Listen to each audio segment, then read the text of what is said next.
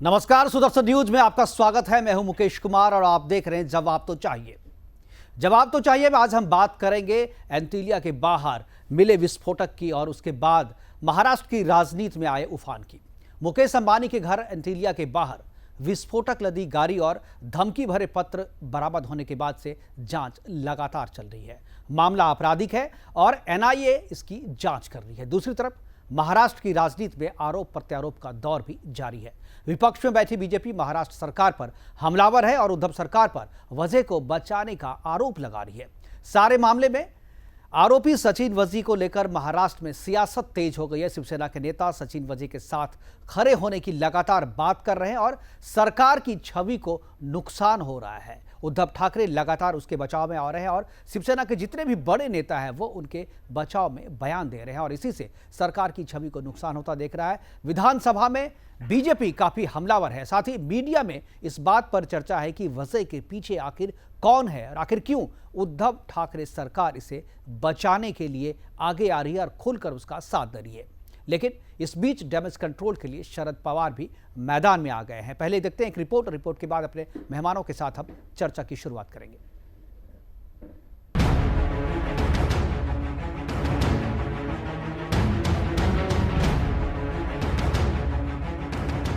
मुंबई में मुकेश अंबानी के निवास के बाहर मिले विस्फोटक मामले में जांच जारी है। अब पूरा मामला वरिष्ठ पुलिस अधिकारी सचिन वजे पर केंद्रित हो गया है। सचिन वजे 25 मार्च तक एनआईए की हिरासत में रहेंगे। इसके बाद मुंबई पुलिस ने क्राइम ब्रांच के अपने सुपर कॉप को सस्पेंड कर दिया है। ये दूसरी बार है जब सचिन वजे को सस्पेंड किया गया है। इससे पहले 2004 में हिरासत में मौत के बाद उन पर यह कार्रवाई हुई थी। पिछले साल कोरोना में वो बहाल हुए थे और अब फिर सस्पेंड हो गए हैं। 2004 में सचिन वजे सस्पेंड होने के बाद से शिवसेना में रहे थे। बता दें कि राष्ट्रीय जांच एजेंसी यानी एनआईए ने मामले की जांच अपने हाथ में ली तो सचिन वजे की पोल खुलती गई। मनसुख की मौत के तार सीधे तौर पर सचिन वजे से जुड़े तो एनआईए ने उन्हें शुक्रवार देर रात गिरफ्तार कर लिया। ताजा खबर यह है कि सचिन वजे की गिरफ्तारी को हाईकोर्ट में चुनौती दी गई है। इस बीच शिवसेना पूरी तरह से सचिन वजे के साथ खड़ी है। सोमवार को पार्टी मुखपत्र सामना में लिखा गया कि सचिन वजे के खिलाफ गलत हो रहा है। पूरे मामले में भाजपा और शिवसेना तो आमने सामने है ही, अब एनसीपी भी अपना रुख साफ कर रही है। देश के सबसे बड़े उद्योगपति मुकेश अंबानी के दक्षिण मुंबई स्थित आवास के पास 25 फरवरी को विस्फोटक और धमकी भरे पत्र के साथ स्कॉर्पियो मिली थी। जांच में पता चला कि स्कॉर्पियो मनसुख हरेन नामक व्यापारी की है, जिनका मुंबई में ही ऑटो पार्ट्स का बिजनेस है। ये गाड़ी कुछ दिन पहले चोरी हुई थी। मामला सचिन वजे की अगुवाई वाली टीम को सौंपा गया। एक दिन खबर आई कि मनसुख की मौत हो चुकी है। उनका शव तालाब में मिला। यहाँ मौके पर सबसे पहले सचिन वजे पहुंचे थे। इससे शक गहराने लगा। धीरे धीरे परतें खुली तो सचिन वजे पर शिकंजा कसता गया। मनसुख की पत्नी ने भी सचिन वजे पर आरोप लगाया था। महाराष्ट्र के पूर्व मुख्यमंत्री और बीजेपी नेता देवेंद्र फडणवीस ने मुकेश अंबानी के घर के बाहर मिले विस्फोटक मामले में मुंबई पुलिस के अधिकारी सचिन वजे की भूमिका पर सवाल उठाया है। फडणवीस ने उद्धव ठाकरे सरकार पर निशाना साधते हुए सवाल पूछा कि क्या अंबानी मामले में सचिन वजे का कुछ लेना देना है? क्या ये महज संयोग है? मुंबई के पौष इलाके पेडर रोड पर स्थित मुकेश अंबानी के घर एंटीलिया के बाहर एक स्कॉर्पियो में जिलेटिन की छड़ें मिली थी। इसके बाद स्कॉर्पियो के मालिक मनसुख हिरेन का शव ठाणे से बरामद किया गया। इसके चलते ये पूरा मामला पिछले कुछ दिनों से सुर्खियों में बना हुआ है। आपराधिक मामले से होते हुए अब इस घटना के तार राजनीति से जुड़ते नजर आ रहे हैं। ऐसे में महाराष्ट्र की राजनीति में तूफान उठना तय है। सवाल सरकार और विपक्ष के बीच है, जिसमें शरद पवार और एनसीपी की भी बड़ी भूमिका है। Bureau report, Sudarshan news. राजनीतिक रूप से इसलिए इतना गर्माहट बढ़ रही है क्योंकि इसमें मुकेश अंबानी का भी नाम सामने आ रहा है। मुकेश अंबानी का मामला होने के कारण राजनीतिक प्रतिक्रियाएं होनी लाजमी है और इसी सिलसिले में लगातार हर एक पार्टी की तरफ से जो राजनीतिक प्रतिक्रियाएं हैं, पहले उस प्रतिक्रियाओं को सुनते हैं, उसके बाद हमारे साथ कुछ मेहमान हैं, उनके साथ चर्चा की शुरुआत करेंगे। देखिए, ऐसे सवालिया निशान लगाना कोई जिम्मेदार राजनीति नहीं है। मैं मानता हूं कि तहकीकात करने वाली एजेंसीज अपनी कानून की मर्यादा के अंदर काम कर रही है, उनको काम करने दें। किसी को बचाने के लिए एडिटोरियल लिखना या पत्रकार वार्ता करना, मैं मानता हूं कि कानून के शिकंजे से इससे कोई बच नहीं सकता, किसी को बचाया नहीं जा सकता। कानून को अपना काम करने दे, दूध का दूध, पानी का पानी साफ होने। सचिन वाजे जो ऑफिसर था उसके बारे में जब मालूमात मिली तो गवर्नमेंट ने तुरंत उसको बर्तरफ की, उसमें बिल्कुल दो राय नहीं है। पहले ही हमारे महाराष्ट्र के मुख्यमंत्री उद्धव जी ठाकरे साहब ने हाउस जब चालू था तो पूरे महाराष्ट्र को बताया, कोई भी केस हो, कोई भी सब्जेक्ट हो, उसमें अगर कोई गलत कर रहा है, इसके बारे में कुछ प्रूफ मिला तो तुरंत उसके बारे में डिसीजन गवर्नमेंट लेगी। लेकिन जब तक प्रूफ हाथ में नहीं आता तब तक किसी के ऊपर गवर्नमेंट एक्शन लेने का सवाल नहीं उठता। गवर्नमेंट किसी को बचाने की भी कोशिश ये इसमें बिल्कुल करना नहीं चाहती। ये भी मुझे सबको मुकेश अंबानी के घर को उड़ाने की जो साजिश थी, तो ये बहुत बड़ी बात गंभीर है और उसमें एक पुलिस ऑफिसर को रहना ये अच्छी बात नहीं है। और महाराष्ट्र सरकार इसमें इतना देर लगा रही थी, खाली उनकी ट्रांसफ़र कर रही थी। हम लोग मांग कर रहे थे कि भाई इसमें सचिन वाजे का बहुत बड़ा हाथ हो सकता है, क्योंकि वहाँ मनसुख हिरेन जो थे, जिनकी स्कॉर्पियो थी, तो उनकी भी हत्या हो गई है। तो मतलब इसके पीछे बहुत बड़ा रैकेट हो सकता है और इसकी पूरी जांच होनी चाहिए। करेंगे चर्चा की शुरुआत, और चर्चा के लिए हमारे साथ राम कदम जी हैं, बीजेपी के प्रवक्ता हैं बीजेपी की तरफ से। इसके अलावा राजू जायसवाल हमारे साथ हैं, शिवसेना के नेता हैं, वो हमारे साथ जुड़ेंगे। इसके अलावा रिटायर्ड एसीपी वेदभूषण शर्मा जी हमारे साथ जुड़ गए। हम चर्चा की शुरुआत करेंगे, लेकिन सबसे पहले सवाल राजू जायसवाल जी आपसे। सचिन वाघे में आखिर ऐसा क्या है, एक ऐसा दागदार अधिकारी, पुलिस अधिकारी जिसे कोर्ट के आदेश के बाद बर्खास्त किया गया था, उससे वापस सरकार फिर से लेती है और उसे सारे जितने भी हाई प्रोफाइल मामले हैं उस मामले की जांच उन्हें सौंपती है, और जब आरोप लगते हैं तो फिर उसे बचाने के लिए भी सारे नेता, चाहे उद्धव ठाकरे हो, चाहे आपके संजय जी हो, संजय राउत जी हो, चाहे जितने भी नेता, अजीत पवार हो, सभी नेता, पूरी सरकार एक तरीके से सचिन वाजे को बचाने में जुटी है या उनके पक्ष में खड़े हैं, उनके साथ खड़े हैं। आखिर क्या है सचिन वाजे में ऐसा, आखिर क्या है, क्यों जांच को निष्पक्ष तरीके से होने नहीं दिया जा रहा है? राजू जी। सचिन वाजे जी अगर ईमानदार से काम करते और उन्होंने जो भी काम करा है तो उसकी जांच पूरी तरह से चालू है। एक बार सामने पूरी जांच होने के बाद ऐसे फैसले लेना चाहिए। अगर ऐसे गलत फैसलों से क्या होता मालूम है क्या अच्छी तरह से सरकार काम कर रही और उनका ध्यान दूसरे तरफ जाने के बाद अभी हमारे किसान आत्महत्या कर रहे, इससे काल देने का काम है। तो उसमें बीच में क्या है, खुद भी बीजेपी वाले लाते, इसलिए डिस्टर्ब हो जाता है सरकार को। उनकी जांच चल रही है ना, तो उनका पूरा काम दूध का दूध और पानी का। बिल्कुल यही बात तो मैं भी कह रहा हूं कि जब जांच चल रही है तो जांच चलने दिया जाए। उनके पक्ष में एडिटोरियल लिखने का क्या मतलब है? जांच के निष्कर्ष आ जाए, क्योंकि ये बीच में अगर एडिटोरियल आप लिखते हैं, बीच में आपके बड़े नेता, क्योंकि उनका भी प्रभाव है, महाराष्ट्र के मुख्यमंत्री अगर किसी अधिकारी के खिलाफ जांच चल रही है और उसके पक्ष में अगर महाराष्ट्र के मुख्यमंत्री या कोई भी बड़ा नेता अगर कुछ बोलता है तो निश्चित तौर पे कहीं ना कहीं जांच अधिकारी पे दबाव होने का डर एक बना रहता है, एक संशय बना रहता है। तो ऐसे में चुप्पी क्यों नहीं है? ऐसे में बिल्कुल आप जांच क्यों नहीं करने देते? हमारे साथ राम कदम जी हैं। राम कदम जी, क्या कहेंगे आप? देखिए, पूरे मामले को आज 19 दिन बीत गए जी, और ये 19 दिनों के अंतराल में समूचे देश ने देखा कि महाराष्ट्र में शिवसेना की सरकार है और उनके अन्य दो साथी, ये सारे के सारे मिलकर के एक पहाड़ की तरह जो आरोपी है, संगीन आरोप जिस पर है, और जो तथ्य पाए गए, स्कॉर्पियो उसी के पास मिलना, मनसुख का अचानक से उसकी हत्या करना, जो इनोवा गाड़ी है जो खुद इस्तेमाल करते थे वही गाड़ी से वहां के लोगों को भगाना, बहुत सारे ऐसे बिंदु उनके इर्द गिर्द इस प्रकार से है कि वह बिंदु एक श्रृंखला बना। तो अगर कर नहीं है तो डर किस बात का? शिवसेना कह देती कर दो इसका सस्पेंशन, जब मामला सामने आएगा, जब बाकी सारी चीजें होगी, तब बाद में वापस काम पर लिया जाएगा। पर शिवसेना, उनका अखबार सामना रोज के रोज केवल और केवल सचिन की तरफदारी कर रहा है। वो कैसे देशभक्त है, उसके ऊपर कैसे नाइंसाफी हो रही है, ऐसा कह करके शिवसेना उसे बचा रही है। सवाल दो है जी।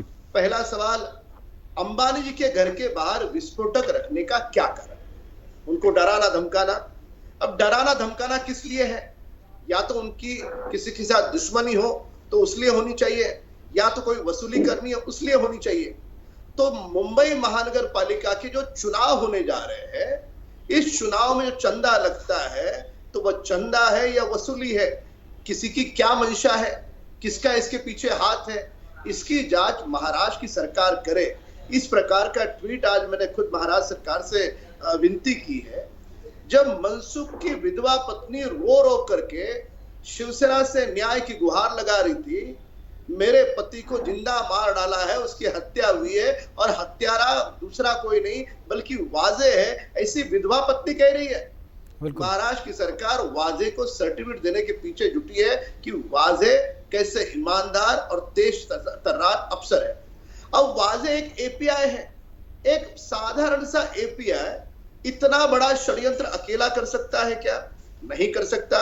कोई बड़े आला अफसर और कोई महाराष्ट्र सरकार के नेता भी उसके साथ जरूर शामिल होंगे। अगर कोई बड़े अफसर और नेता शामिल नहीं होते तो वाजे का पक्ष ये लोग नहीं लेते, उसका समर्थन नहीं करते, उसके प्रवक्ता के रूप में खड़े नहीं होते, उसकी वकालत नहीं करते।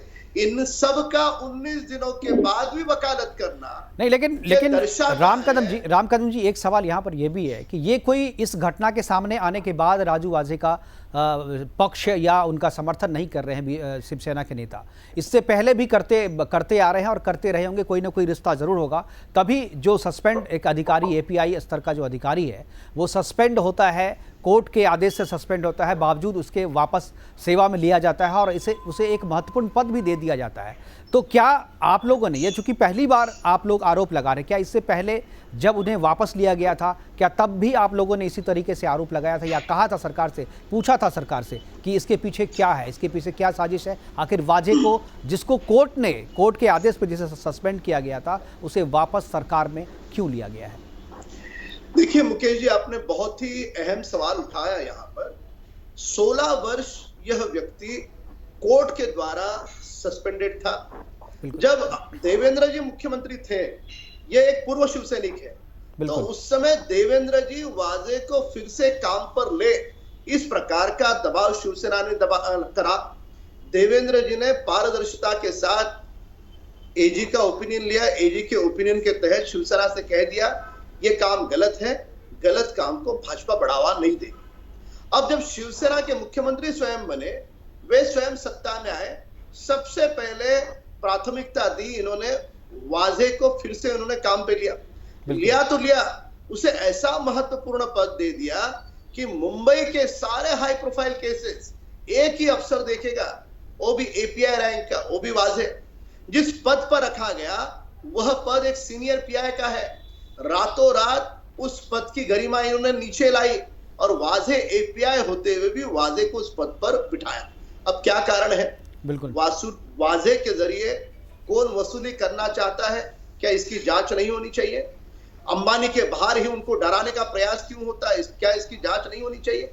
ये सारे बिंदु न केवल मात्र वाजे को, पर वाजे की वकालत करने वाले सारे दलों को शक के कटघरे में खड़े करता है। बिल्कुल। और उनका इसके पीछे जरूर कुछ ना कुछ षड्यंत्र के तहत बहुत बड़ा इसका कारण होगा। कारण किसी का कोई करेगा नहीं। वाजे तो केवल एक मोहरा है, और वाजे मुंह नहीं खोले, और उसका मुंह यदि खुल जाएगा तो शिवसेना समेत महाराष्ट्र सरकार की पर्दा जो उठ गया तो राज खुल जाएगा। आखिर इस पर्दे को लगाने की या पर्दे को बने रहने की जो कोशिश है वो शिवसेना और उद्धव सरकार की तरफ से की जा रही है। राजू जायसवाल जी, क्या है वैसी बात जो आप पर्दे के पीछे रखना चाहते हैं? ये पर्दा उठ ना जाए, भेद खुल ना जाए, ऐसा क्या भेद है जो इसे बचाने के, एक ऐसे अधिकारी को बचाने की कोशिश की जा रही है जो पहले से दागदार है? क्या केवल उसका शिवसेना में होना ही उसके सबसे बड़े बेगुनाह होने का सबूत है? सबसे पहले मेरा सवाल है राम कदम जी को, कि महाराष्ट्र में शिवसेना सब महाविकास आघाड़ी बहुत बढ़िया काम करी। बीजेपी का बोले तो कैसा तो भी इनको डिस्टर्ब करना है। और आज से कम राम कदम को मेरा कहना चाहिए, कम से कम अभी 30 साल तो ये सरकार से कुछ नहीं होता। अभी ऐसे तुम कुछ भी प्लानिंग करे, किधर भी करे तो कुछ नहीं होगा, क्योंकि ये बहुत मजबूत सरकार बनी हुई है, तीसरी आघाड़ी महाविकास आघाड़ी। लेकिन लेने की जरूरत नहीं।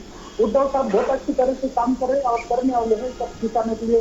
आज महाराष्ट्र में पूरा कोरोना में इतना कोरोना का बेहाल काम कर रहे थे, रात में दिन काम कर रहे। तो पूरे महाराष्ट्र पुलिस में और भी कोई काबिल अधिकारी आपको नहीं मिला सचिन वाजे के अलावा, जो कोरोना में इतना अच्छा काम कर सके? कोरोना में काम करने के लिए आपने स्पेशली सचिन वाजे को बुलाया। मुकेश जी मुकेश जी यहाँ पर आपने सवाल उससे पूछा कि शिवसेना की सरकार वाजे का समर्थन क्यों कर रही है, क्या वाजे के साथ उनकी क्या साठगांठ है, और वो जवाब दे रहे हमारी सरकार बिल्कुल स्थिर है। अरे आपके सरकार के प्रति सवाल नहीं है। पिछले 1.25 वर्षों में कुछ भी पूछा जाए, हमारी सरकार को कुछ नहीं होगा, हम सिंहासन पे बैठे रहेंगे। सिंहासन में बैठे रहेंगे, पर क्या इस प्रकार के हत्यारों का समर्थन करने के लिए आप सिंहासन पे बैठे हो? खुले आम बिल्कुल देश का नहीं, विश्व का सबसे बड़ा उद्योगपति, जो करोड़ों लोगों के घर के चूल्हे जिसके कारण जलते हैं, जो भारत की अर्थव्यवस्था में बहुत बड़ा हिस्सा उनका है, ऐसे व्यक्ति को डराने की हिम्मत यदि वाजे करता है तो वाजे के साथ खड़े हो जाओगे तुम। ये अकेला वाजे के बस की बात नहीं है, इसके पीछे कौन है इस बात की जांच चल रही है, इसकी बात करेंगे। हमारे साथ वेदभूषण शर्मा जी हैं, रिटायर्ड एसीपी हैं, मैं उनसे पूछूंगा। वेदभूषण जी, क्या आपको लगता है कि जिस तरीके से जांच चल रही है, महाराष्ट्र एटीएस पहले जांच कर रही थी, अब एनआईए इसकी जांच कर रही है, जिस तरीके से जिस दिशा में जांच चल रही है, आप एक पुलिस अधिकारी हैं, आपका अपना अनुभव है इस तरीके के मामले को देखने का, क्या आपको लग रहा है कि सही दिशा में जा रही है जांच, या कहीं ना कहीं राजनीति हो रही है, जैसा कि शिवसेना वाले आरोप लगा रहे हैं, या जो दूसरी जो राजनीतिक पार्टियां हैं? क्या आपको लगता है जांच सही दिशा में चल रही है? मुकेश जी, मुंबई पुलिस का और इवन दिल्ली पुलिस में जो एनकाउंटर स्पेशलिस्ट रहे हैं जी, उनका कहीं ना कहीं अंडरवर्ल्ड के साथ कोई साठगांठ या उनकी क्रिमिनल कॉन्स्पिरेसी जरूर रही है। आप चाहे अब तक 56 के जो नायक थे, दया नायक या प्रदीप शर्मा जिन्होंने अभी शिवसेना से इलेक्शन लड़ा था, बदकिस्मती से हार गए, या दिल्ली के जो राजवीर यादव थे जिनकी गोली लगने से मौत हुई, जितने भी हिंदुस्तान के अंदर एनकाउंटर स्पेशलिस्ट हैं, इनकी जो भूमिका है हमेशा संदेह के घेरे में रही है, क्योंकि कहीं ना कहीं इनके अपराधियों के साथ में कहीं ना कहीं लिंक निकले हैं। अब जो इंस्पेक्टर मतलब सचिन वाजे हैं, 17 साल पहले एक कस्टोडियल डेथ के वो एक्यूज रहे हैं, जेल में रहे हैं, पूरा ट्रायल उनके खिलाफ हुआ है, डिपार्टमेंटल इंक्वायरी हुई है। अब उनको वापस बहाल किया जाना और बड़े इंपॉर्टेंट केसेस की इन्वेस्टिगेशन दिया जाना, ये अपने आप में संदेह पैदा करता है।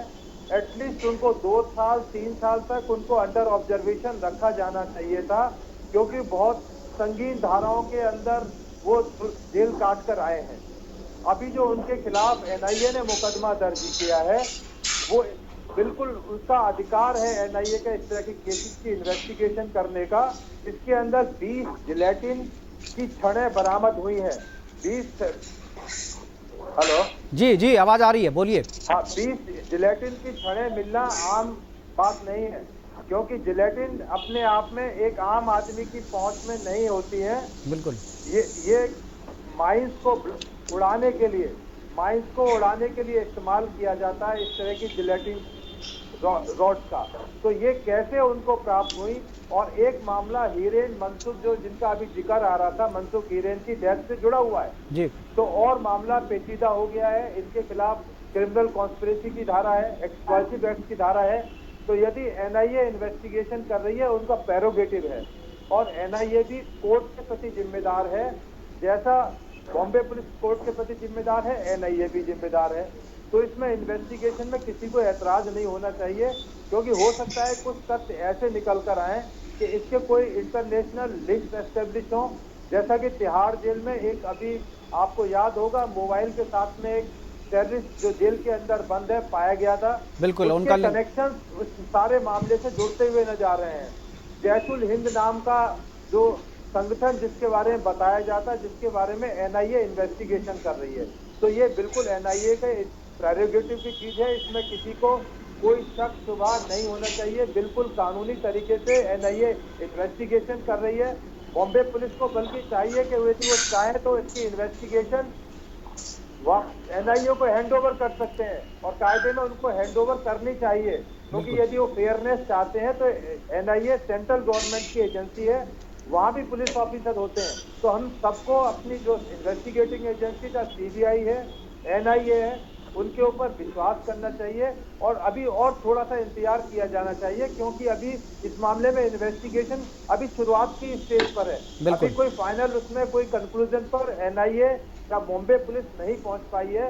अभी बहुत सारे लोगों के ध्यान आने हैं, कुछ एफएसएल से रिपोर्ट आनी है और बहुत सारी चीजों का इंटरकनेक्शन है, वो कैसे आई उनका विवेचना की जाए। तो मेरा तो सुझाव ये है कि सभी को अभी थोड़ा इंतजार करना चाहिए। जब किसी नतीजे पर एनआईए पहुंच जाए तब हम लोग उस पर डिबेट करें, राजनीतिक बातें करें तो ज्यादा बेहतर रहेगा।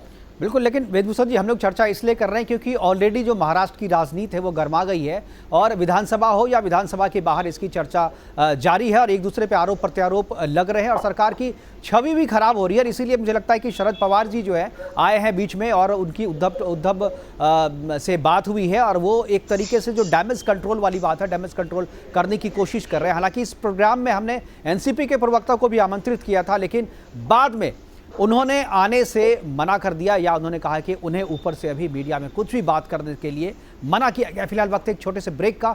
ब्रेक के बाद जब लौटेंगे तो हम बात करेंगे राजू जायसवाल से और जानने की कोशिश करेंगे कि जो वेदभूषण शर्मा जी बता रहे हैं उसके पीछे क्या सही में कोई राजनीतिक व्यक्ति है जो इन्हें संरक्षण दे रहा है। फिलहाल वक्त है एक छोटे से ब्रेक का।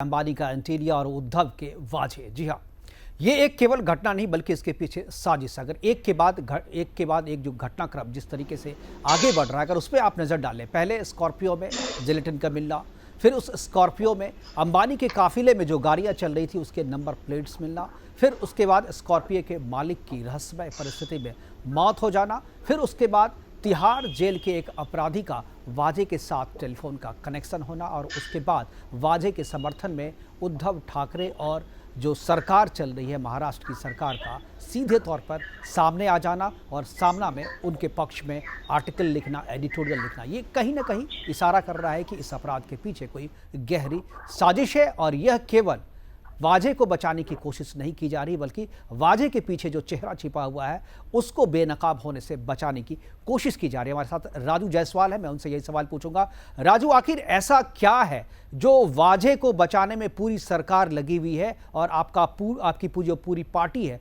वो पूरी पार्टी वाजी के पीछे खड़ी है? मैं आपको ये नहीं कह रहा हूं कि आपकी सरकार को खतरा है, जैसा कि आप कह रहे हैं कि कोई खतरा नहीं है। मैं भी नहीं मानता आपकी सरकार को कोई खतरा नहीं है, लेकिन अगर खतरा नहीं है इसका मतलब ये नहीं कि आप किसी आरोपी के पीछे पूरी सरकार को लगा दे उसे बचाने में।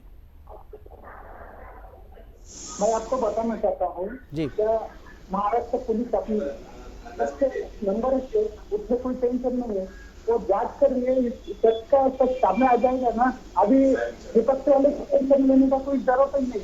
मैं बोलता हूँ कि बीजेपी हमारे महाराष्ट्र में कम से कम 20 साल को में आएगी, तो उनका टेंशन लेने का। अब देखिए, अब ये राजनीतिक ये आप बीजेपी पे राजनीतिक आरोप, मैं इस पे बात नहीं कर रहा हूँ। मैं कह रहा हूँ कि आखिर जब जांच चल रही है, एनआईए जब जांच कर रही है वाजे पे, तो उनके पक्ष में जांच के बीच में एडिटोरियल लिख करके जांच को प्रभावित करने की कोशिश की जा रही है। क्या आपको नहीं लगता ऐसा?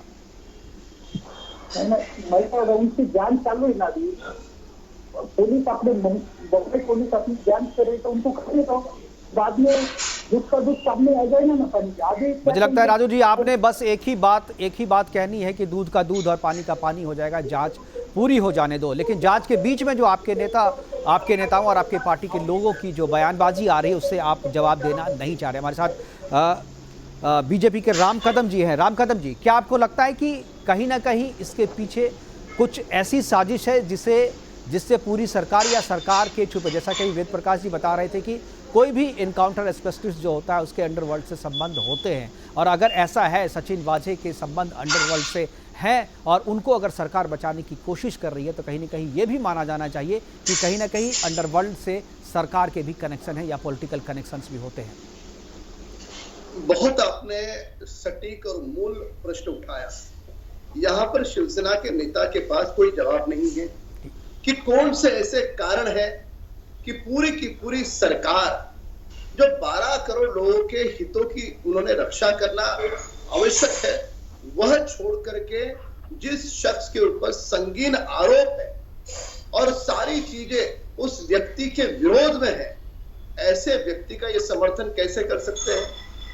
सदन में शिवसेना के नेता महाराष्ट्र के मुख्यमंत्री कहते हैं कि वो कोई बिन लादेन नहीं है। इसका मतलब क्या होता है?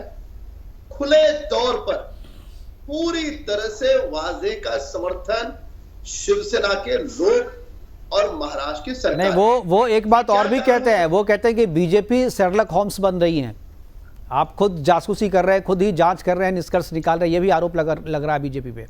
नहीं, इसकी तो उन्होंने इस बात की प्रशंसा करनी चाहिए। जो सरकार का काम होता है कि गाड़ी स्कॉर्पियो किसकी है सरकार को पता नहीं, वो विपक्ष नेता देवेंद्र जी बताते हैं। ये स्कॉर्पियो वाजे ने 4 महीने इस्तेमाल की थी, सरकार खामोश, सरकार को पता नहीं, सरकार के कामों में सन्नाटा पूरी तरह से, वह बात देवेंद्र जी बताते हैं। जो मनसुख है, मनसुख के और वाजे के संबंध उसके मोबाइल पे कई बार बात हुई है, ये सरकार को पता ही नहीं, ये देवेंद्र जी बताते हैं। ये तो तुम्हारा अज्ञान है, ये शिवसेना नेताओं को सरकार चलाने नहीं आती, ये दर्शाता है। तो इस पे शेरलॉक होम्स ये कॉम्प्लीमेंट हम मानते हैं, और ये कॉम्प्लीमेंट देते हुए वे अपनी विफलता भी देश के सामने रख रहे हैं कि देखो हम 3 दलों की सरकार है, महाराष्ट्र के मुख्यमंत्री है, मंत्री है, इतने सारे लोग होने के बावजूद भी जो जानकारी भाजपा के विपक्ष नेता को मिल सकती है वह जानकारी सरकारी व्यवस्था के पास नहीं है। किसकी विफलता है ये बिल्कुल। राजू जी जवाब दीजिए।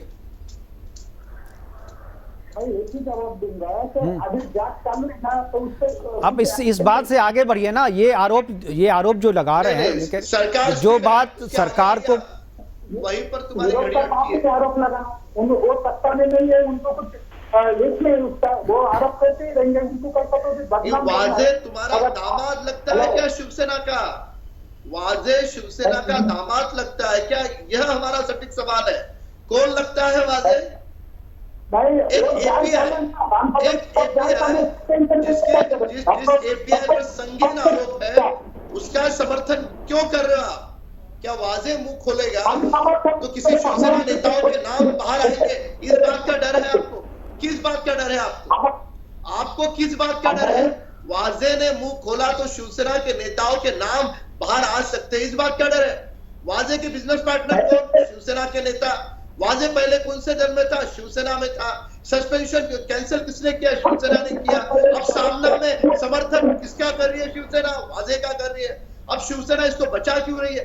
इस बात का जवाब शिवसेना दल को पूरे देश को देना होगा। राजू जी जवाब दीजिए। जवाब तो देना होगा ना, क्यों बचा रही? कुछ तो वजह होगी। जांच के बाद जब जांच हो जाएगा फिर उसके बाद अगर वो साफ सुथरा निकल के चले आते हैं तो ठीक है, हम बीजेपी से बोलेंगे जो आप माफी भी मांगिए, लेकिन अगर बीच में आप डिस्टर्ब कर रहे हैं, आपके बयान से कहीं ना कहीं जांच प्रभावित हो रही है, तो जवाब तो आपको भी देना होगा ना। चालू होने के बाद उसका कोई विषय नहीं था। रामचंद्र ये पक्ष का काम है कि अभी मामले के साथ की सरकार है, कोई टेंशन नहीं जी को पकड़ा पुलिस पर आपने से भरोसा देना, बनने पुलिस से भरोसा पूरे आपकी आवाज राजू जी साफ नहीं आ रही है। मैं राम कदम जी आपके पास वापस आना चाहूंगा। क्या राम कदम जी आपको लगता है कि चूंकि मुकेश अंबानी का नाम है इसमें, इस पूरे मामले में, इसलिए बीजेपी इतना सक्रिय होकर के विपक्ष में होते हुए जांच कर रही है, या सामान्य भी कोई अगर घटना होती तो बीजेपी इतना ही सक्रिय होकर के जांच करती? देखिए, भारतीय जनता पार्टी ये वह दल है जो अंत्योदय की बात करता है, लोकतंत्र के अंतिम पायदान पर जो सबसे गरीब व्यक्ति है। अब वो गरीब आदमी हो या देश के करोड़ों लोगों को रोजगार देने वाला कोई उद्योगपति हो, उससे हमारी भूमिका नहीं बदलती। बिल्कुल। पर अंबानी जी के निवास के बाहर जो देश के अर्थव्यवस्था का बहुत बड़ा हिस्सा है, उनको दिन दहाड़े धमकाने की कोशिश करना, और धमकाना किसने? जो लोगों की रक्षा करता है वही पुलिस अधिकारी, वहां पे जिलेटिन वगैरह ये जो सारा करता है वह करना। तो लोगों की क्या अपेक्षा है, शिवसेना की क्या अपेक्षा है? बिल्कुल, हमारे पास समय की कमी है। आपने बहुत ही अच्छे तरीके से, राम कदम जी, आपने आपने बहुत ही अच्छे तरीके से पूरे मामले को सामने में रखा। राजू जी से हमारी अच्छी बातचीत नहीं हो पाई, उनकी आवाज़ भी डिस्टर्ब हो रही थी। और वेद भूषण जी हमारे साथ जुड़े, आपका भी बहुत बहुत शुक्रिया। प्रोग्राम को ख़त्म करने का आदेश हो रहा है पीछे से, इसलिए अभी वाइंड अप करने का प्रोग्राम आगे। जितने भी मेहमान हमारे साथ जुड़े उन सभी का बहुत बहुत शुक्रिया, बहुत बहुत धन्यवाद हमसे जुड़े। लेकिन ये मामला जब तक NIA इसके रिजल्ट पे नहीं पहुंच जाती तब तक राजनीतिक गतिविधियां इसी तरीके से महाराष्ट्र में चलती रहेगी, आरोप प्रत्यारोप का दौर जारी रहेगा। लेकिन लोगों को इंतजार रहेगा कि आखिर सचिन वाजे का उद्धव ठाकरे या शिवसेना से क्या संबंध है। फिलहाल अभी के लिए इतना ही, दीजिए इजाजत, नमस्कार।